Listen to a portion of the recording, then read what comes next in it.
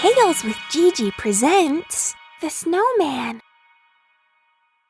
The first real snow of the winter had fallen the night before.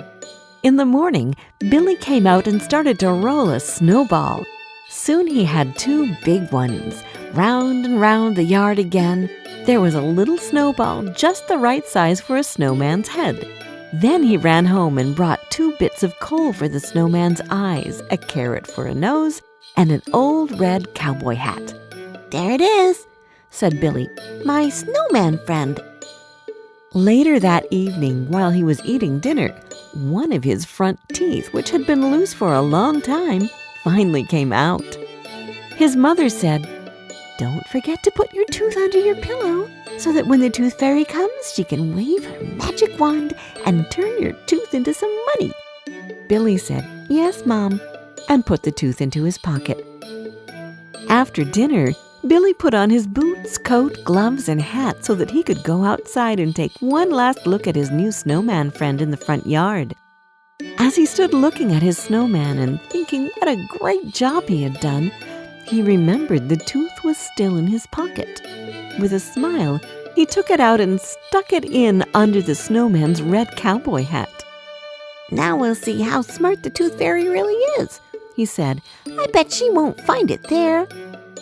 Right after midnight, a bright shining light came down and hovered in the little boy's front yard. It was the tooth fairy. She went straight up to the snowman and smiled as she shook her head. "That Billy, doesn't he know that you can't fool the tooth fairy?" Then she waved her magic wand, and a cloud of fairy dust came down on the snowman's head, where Billy's tooth was hidden under the red cowboy hat. In a bright flash of light, the tooth was turned into a new shiny quarter, and the tooth fairy was gone. As the winter sun started to shine into his room, Billy jumped up, got dressed, and then ran out to see his new snowman and whether or not the tooth fairy had found his tooth. As Billy ran up to the snowman, he suddenly looked around and realized that something was different. There were funny tracks all over the yard in the snow, and the snowman was in a different place than where he had been the day before. He walked slowly up to the snowman and got really close to the snowman's face, and right at that moment, the snowman sneezed really loudly. Billy jumped way up in the air. He was really surprised and a little scared. "You can't be alive!" he shouted. "Are you sure?" said the snowman rather nervously. He felt kind of bad for having sneezed and for scaring the little boy. "A snowman can't talk or sneeze or anything," said the little boy. "Well, if you say so," said the snowman. He then lifted up the old red cowboy hat and picked up the shiny new quarter. "By the way, I think this is yours." "You are alive!" shouted Billy. He could hardly believe his eyes.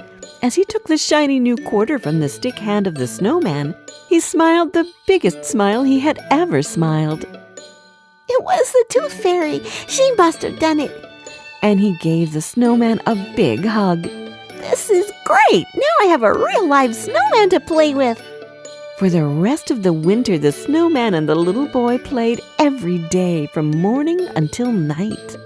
They had more fun than any little boy and his snowman had ever had. Finally, spring came and it began to get warmer and warmer, until one morning when Billy ran outside to play, the snowman was nowhere to be seen. There was just the old red cowboy hat laying in the yard. When he picked up the red cowboy hat, he found a tiny little snowman. The snowman had melted until he was only about 6 inches tall. "Billy," he said, "thank you for the great time.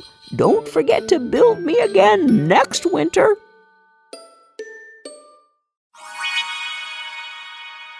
Did you like this story? Download our storytelling app, Tales with Gigi, where you can find more than 30 other fairy tales and fables which can come in handy during feeding time, bedtime, or on road trips. And don't forget to subscribe to our channel. We've got new tales coming out every Wednesday.